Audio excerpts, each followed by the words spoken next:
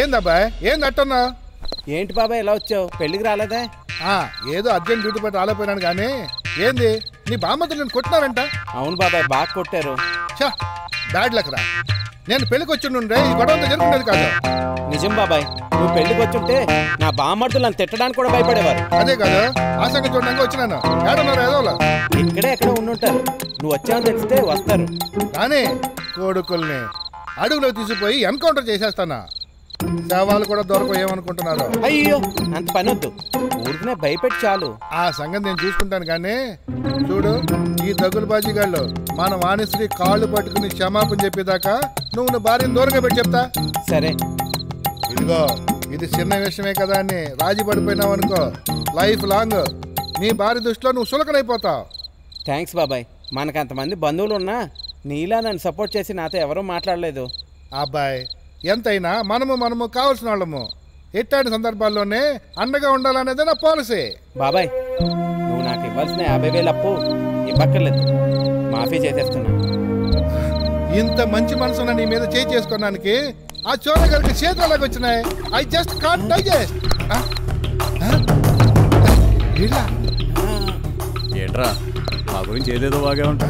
నేనేమన్నానబ్బాయి?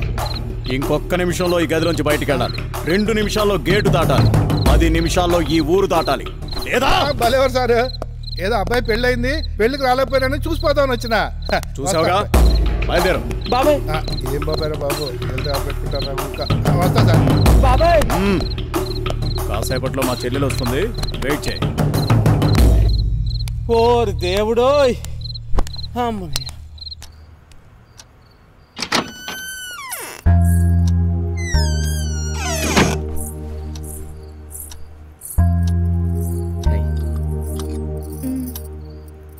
నువ్వు సగం తాగి. నాకు వద్దు, ఏ నాకు ఇష్టం లేదు. వాళ్ళు ఇష్టం లేదా, నేను ఇష్టం లేదా? ఊరికే జోక్ చేసాలే. పాలు నువ్వు ఎప్పుడు తాగలేదా? లేదు. ఇన్ఫ్యాక్ట్ పాలంటే నాకు ఇష్టం లేదు. మొదటిసారి నీ చేత్తో ఇస్తున్నావు కాబట్టి తాగుతున్నాను. యాక్చువల్లీ పాలు హెల్త్కి మంచిది, అందుకే నేను అందరు తాగరు. అదే చెడు చేసేట్టయితే పేపర్లు తాగేస్తారు. ఓ ఓ కష్టమే, ఎలా ఉన్నా తాగేయడమే.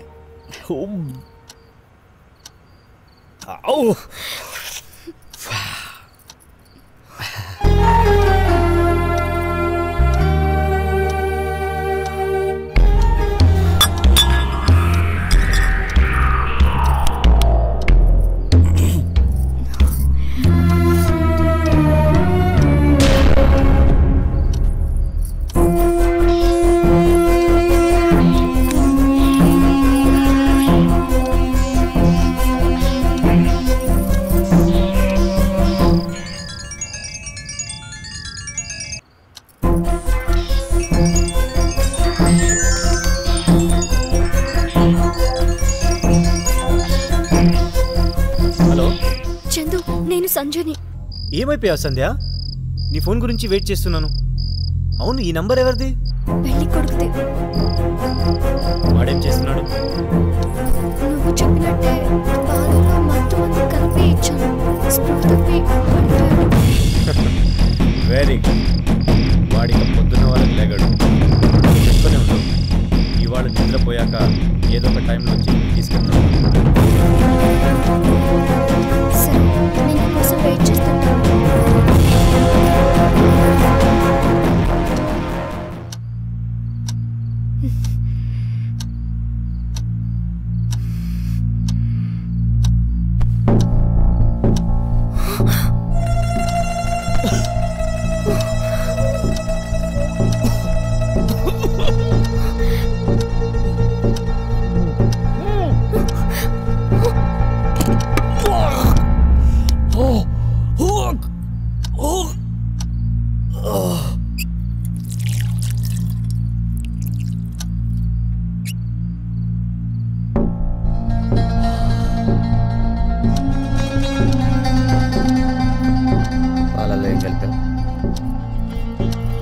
నేనే అడుగుతుంది, పాలల్లో ఏం కలిపావు? మత్తు మందు. ఎందుకు? శోభనం జరగకూడదని. ఎందుకని? ఈ పెళ్లి నాకు ఇష్టం లేదు. ఏ? నేను చందు అనే అతన్ని ప్రేమించాను. మరి అతన్ని ఎందుకు పెళ్లి చేసుకోలేదు? నేను చందుని పెళ్లి చేసుకోవడం మా ఇంట్లో వాళ్ళకి అస్సలు ఇష్టం లేదు. ఎందుకు? చందు మంచివాడు కాదని వాళ్ళ ఫీలింగ్. మరి అప్పుడు చందుని తప్పితే ఎవరిని పెళ్లి చేసుకొని చెప్పలేకపోయావా? చెప్పాను. అలా చేస్తే హార్ట్ పేషెంట్ అయిన నాన్న మాకు దక్కడని అమ్మ ఎమోషనల్ బ్లాక్మెయిల్ చేసి నన్ను భయపెట్టింది. దాంతో మరో దారి లేక మీతో పెళ్లి కొప్పుకున్నాను. ఇప్పుడు ఏం చేద్దాం అనుకుంటున్నావు? నేను ఇందాకే చందుకి ఫోన్ చేశాను. తనొచ్చి నన్ను తీసుకువెళ్ళిపోతానన్నాడు. ఈ విషయం ఇంట్లో తెలిస్తే? తెలిసినా పర్వాలేదు. అనవసరంగా భయపడి ఇప్పటికే చాలా పెద్ద తప్పు చేశాను. ఇక ఎవరేమైపోయినా నేను పట్టించుకోను. నాకు నా చందు కావాలంతే. పెళ్లికి ముందు ఆ విషయం నాకు ఎందుకు చెప్పలేదు? పైగా నేనంటే ఇష్టమేనా అని అడిగితే ఇష్టమే అన్నావు. సారీ వాసు గారు, మీతో పెళ్లి ఫిక్స్ అయినప్పటి నుంచి ఏం జరుగుతుందో నాకు అర్థం కావడం లేదు. చందు విషయం మీతో చెప్దామనే అనుకున్నాను. చెబితే ఈ పెళ్లి ఆగిపోతుంది. ముఖ్యంగా నాన్న గురించి భయపడే మానేశాను. మరైతే ఇప్పుడు ఆ చందు అనే అతనితో వెళ్ళిపోతానంటావు? అవును. ఓ, మీ నాన్నకంటే ఇప్పుడు ఆ చందు ముఖ్యమా నీకు? ప్లీజ్ వాసు గారు, మీరు కూడా సెంటిమెంట్ డైలాగులు చెప్పి నన్ను డిసప్పాయింట్ చేయకండి. ఇక ఎవరేం చెప్పినా నేను అస్సలు వినను. సంధ్య, మీ నాన్నగారంటే నాకు చాలా గౌరవం. నువ్వు ఆయన కూతురు కాకపోతే నువ్వేమైపోయినా పట్టించుకునేవాడు కాదు. మోరోవర్, ఈ పాటికి నీతో తెగదంపులు చేసుకుని వెళ్ళిపోయేవాడిని. మీ నాన్న మెంటాలిటీ నాకు పూర్తిగా తెలుసు. అంచేత నా మీద నీకు నమ్మకం ఉంటే ఓ పని చేద్దాం. ఏంటి? ఈ రాత్రికి చందుతో వెళ్ళే ఆలోచన మానుకో.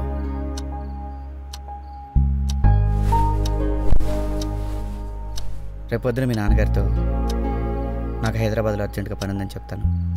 ఎలాగూ నువ్వు నాతో వస్తావు కాబట్టి చందుని కూడా అక్కడ రమ్మను. అక్కడే ఏదో గుళ్ళో నీకు చందుకు పెళ్లి జరిపిస్తాను. నిదానంగా మీ నాన్నగారికి విషయం చెప్పి కన్విన్స్ చేస్తాను. ఈ విషయం చందు ఒప్పుకుంటాడో లేదు కనుకో. తప్పకుండా ఒప్పుకుంటాడు. నేను చెప్తే చందు కాదనడు.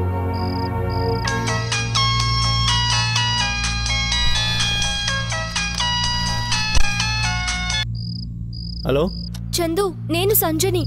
చెప్పు.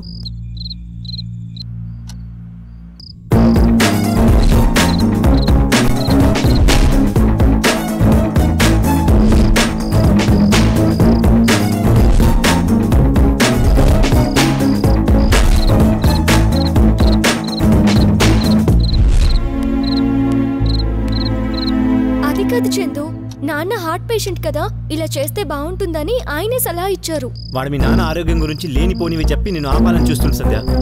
లేదు చందు, ప్రాక్టికల్ గా ఆలోచిస్తే తను చెప్పిందే కరెక్ట్ అని అనిపిస్తుంది. ఇంకా నువ్వేమి చెప్పొద్దు. నేను బయలుదేరి వస్తున్నాను. నువ్వు నాతో పాటు వచ్చేయడానికి రెడీగా ఉండు. ఓకేనా? వద్దు చందు, ప్లీజ్ నా మాట విను. సంధ్య, నువ్వు చాలా అమాయకురాలివి. అందరినీ ఈజీగా నమ్మేస్తావు. నేనేమీ అంత అమాయకురాల్ని కాదు. ఎవరు ఎలాంటి వాళ్ళో నేను తెలుసుకోగలను. వాసుగారు, వాసుగారు! యా,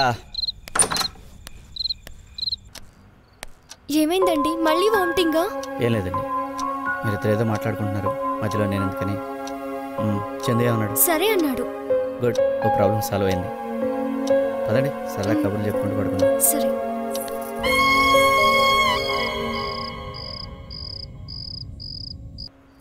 నాకు కొంచెం లేట్గా పడుకొని తొందరగా లేచే అలవాటు ఉంది. రోజు 2:00కో పడుకుంటా. నేను మీలాగే, కాకపోతే చిన్న డిఫరెన్స్. లేట్గా పడుకుంటాను, లేట్గా లేస్తాను. ఇఫ్ యూ డోంట్ మైండ్, నీ లవ్ స్టోరీ ఎలా మొదలైందో తెలుసుకోవచ్చా? మీకు ఇష్టం లేకపోతే చెప్పొద్దు, ఊరికే సరదాగా అడిగాను. If you don't mind. అబ్బే అదేం లేదండి. ఎవరికైనా వినే ఓపిక ఉండాలే గాని నా లవ్ స్టోరీ హ్యాపీగా చెప్తాను. ఓకే, మీ లవ్ స్టోరీ వయసు ఎంత? Just 6 months 9 days. చందు మీకు ఎలా పరిచయం? నా నాకు విమల అనే ఒక ఫ్రెండ్ ఉంది. ఓ రోజు వాళ్ళ ఇంటికి వెళ్తే అక్కడే చందు పరిచయం అయ్యాడు. చందు ఎవరో కాదు, విమల వాళ్ళ అన్నయ్యే. అప్పుడప్పుడు నేను చందు సరదాగా మాట్లాడుకునేవాళ్ళం. ఓ రోజు సడన్ గా నన్ను ప్రేమిస్తున్నట్టు చెప్పేశాడు. నాకు చందు అంటే ఇష్టం కాబట్టి సరే అనేసాను. ఆ తర్వాత నేను వాళ్ళ ఇంట్లో ఒక మెంబర్ని అయిపోయాను. ఒక్కో రోజు మా ఇంటికి కూడా రాకుండా వాళ్ళ ఇంట్లోనే ఉండిపోయేదాన్ని. చందులో నీకు బాగా నచ్చే విషయాలేంటి? తనకి హిపోక్రసీ లేదు. మనసులో ఒకటి పెట్టుకొని బయటికి మరొకటి మాట్లాడే రకం కాదు. ఏదైనా ఉన్నదున్నట్టు మాట్లాడతాడు. 2-3 సార్లు వాళ్ళ ఇంట్లో నేను చందు మాత్రమే ఉన్నా దాన్ని అడ్వాంటేజ్ గా తీసుకొని నాతో ఎప్పుడూ మిస్బిహేవ్ చేయలేదు. మన చందులో నీకు నచ్చని విషయాలేంటి? సిగరెట్స్ తాగడం, అది కూడా పెళ్ళయ్యాక మానేస్తానని ప్రామిస్ చేశాడు. నీకు చందు మీద కోపం నచ్చిందా? ఈ వ్యాలంటైన్స్ డేకి తను ముంబైలో ఉండి నాకు గ్రీటింగ్స్ చెప్పడం మర్చిపోయాడు. ఆ రోజైతే చాలా కోపం వచ్చింది. చందు పేరెంట్స్కి మీ ప్రేమ విషయం తెలుసా? తెలుసట, చందు చెప్పాడు. వాళ్ళు నిన్ను కోడలుగా యాక్సెప్ట్ చేస్తారని నమ్మకం మీకుందా? వాళ్ళని చందు ఒప్పిస్తాడని నమ్మకం ఉంది. నువ్వు ఇంతగా ఇష్టపడే చందుని నిన్ను కలిపితే నన్ను లైఫ్ లాంగ్ గుర్తుపెట్టుకుంటావా? అంతేకాదు, మాకు బాబు పుడితే మీ పేరే పెట్టుకుంటాం.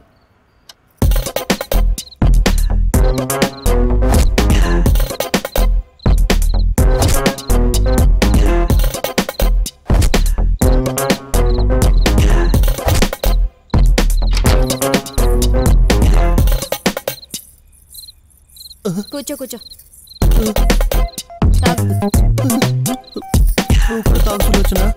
నన్ను సులు అని పిలువు. అలా పిలిపించుకోవడమే నాకు ఇష్టం. ఓకే సులు, నువ్వు కొంచెం తాగు. అక్కర్లేదు, ఇప్పుడు స్ట్రెంత్ కావాల్సింది నీకే కదా. తాగు, తొందరగా తాగు.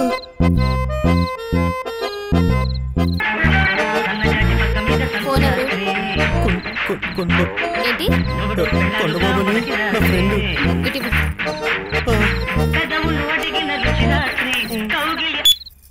ఎరా చంటి, మ్యాటర్ ఏంటి? ఎవరయ్యా నువ్వు? ఏండే చంటి లేడండి? ఉంటే మాట్లాడుతూ కూర్చుంటావా? ఇలాంటి టైంలో సెన్స్ ఉన్నవాడు ఎవడైనా ఫోన్ చేస్తాడా? Sorry madam. ఏడ్సవలే. ఏయ్, ఇంకో వారం రోజుల వరకు ఫోన్ చేసి డిస్టర్బ్ చేయకు. సరే మేడం. ఒరే మురికినాటి చంటి, ఇక నీ బతుకు భీమ్లీబీ ఇచ్చే, నో డౌట్.